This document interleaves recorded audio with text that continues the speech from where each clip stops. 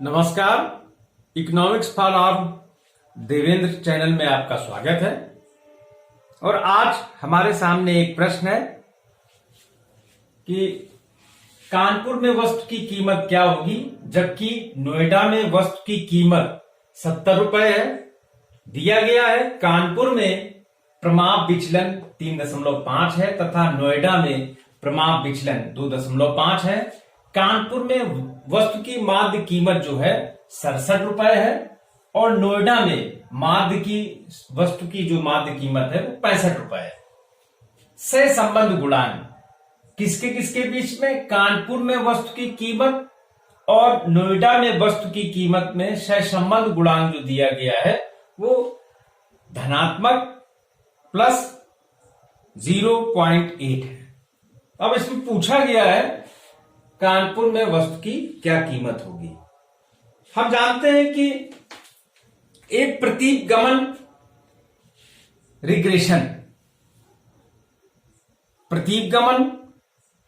Regression sir Francis Galton ने statistics में प्रतीक गमन का प्रयोग किया। प्रतीक गमन दो चरों के मध्य जो प्रकृति है, जो संबंध है, उसकी प्रकृति को बताता है। सहसंबंध से हमें मात्रा का पता चलता है, किंतु प्रतीक गमन से रिग्रेशन से हमें दो चरों के बीच का जो नेचर है, प्रकृति है, वो पता चलता है। प्रतीक गमन का प्रयोग वर्तमान समय में बहुत अधिक हो रहा है, क्योंकि प्रतीक गमन के द्वारा, रिग्रेशन के द्वारा हम एक चर के परिवर्तन से दूसरे चर के में जो प्रतिशत परिवर्तन होगा, कितना परिवर्तन होगा, इसका संभावित सर्वोत्तम अनुमान हम लगा सकते हैं। तो ये प्रश्न भी हमारा प्रतीक गमन का है।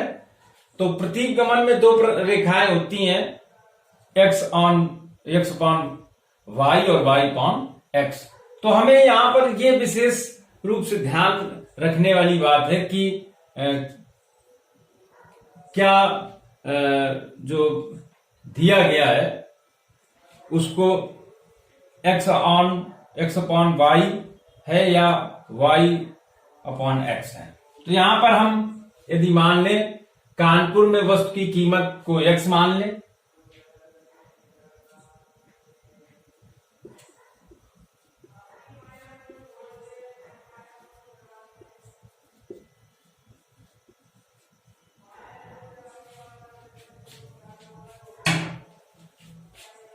कानपुर में वस्तु की कीमत x है जबकि नोएडा में वस्तु की कीमत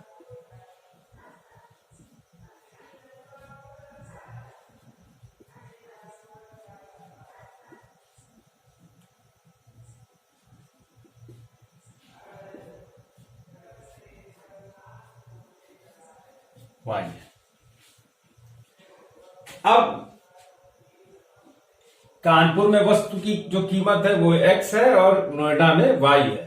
तो इसी प्रकार से जो प्रमाप विचलन हो जाएगा, तो कानपुर का जो प्रमाप विचलन होगा वो होगा प्रमाप विचलन x 3.5 और नोएडा में जो प्रमाप विचलन है वो होगा सिग्मा x 2.5। कानपुर में जो माध्य कीमत है, वस्तु की जो माध्य कीमत है, अर्थात जो समांतर माध्य है कानपुर में वस्तु की कीमत का, तो x bar is equal to 67 रुपए। और इसी प्रकार से नोएडा में जो वस्तु की माध्य कीमत है वो है y बार 65। अब प्रतीक गमन समीकरण कौन सा? x upon y।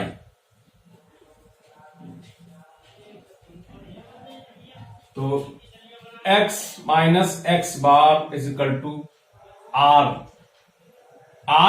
अर्थात सहसंबंध गुणांक। R इंटू प्रवाह विचलन x अपॉन प्रवाह विचलन y और कोष्टक में y माइनस y बार।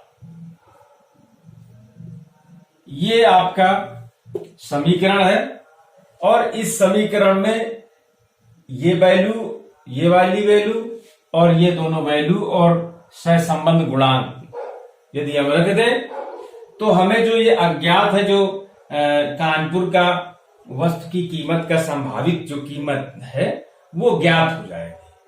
तो इसका जो वैल्यू है इसमें रख दें x माइनस x बार 67 प्लस 0.8 एक कोष्टक में और 3.5 बटे 2.5 एक कोष्टक में y का मान दिया गया है, कितना है 70 रुपए।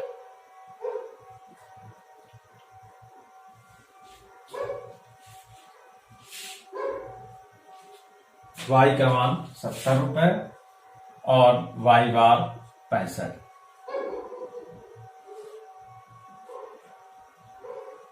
.8 0.8 और ये हो जाएगा, ये दोनों रिमूव हो जाएंगे, 35 बटे 25 और 70 में 65 को घटा देंगे तो आएगा 5। फिर आगे देखते हैं इसको, प्लस 0.8 ये हो जाएगा, 5 से 25 कट जाएगा तो ये आएगा 5 और 5 से कट जाएगा तो 5 आते 35। x बराबर x माइनस 67 ये आ गया 0.8 इंटू 7 इज इक्वल टू 5.6।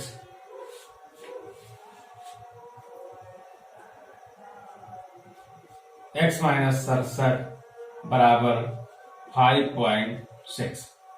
अब ये 67 को उधर ले जाए, पक्षांतर करते हैं राइट हैंड साइड पे, तो ये हो जाएगा x is equal to 5.6 plus 67 जोड़ दें तो ये हो जाएगा 0.6 और 7 और 5 12 के 2 6 7 कितना आ गया, x इज इक्वल टू 72.6 रुपए। तो कानपुर में जो वस्तु, जिस वस्तु की कीमत नोएडा में 70 रुपए है, तो कानपुर में वस्तु की कीमत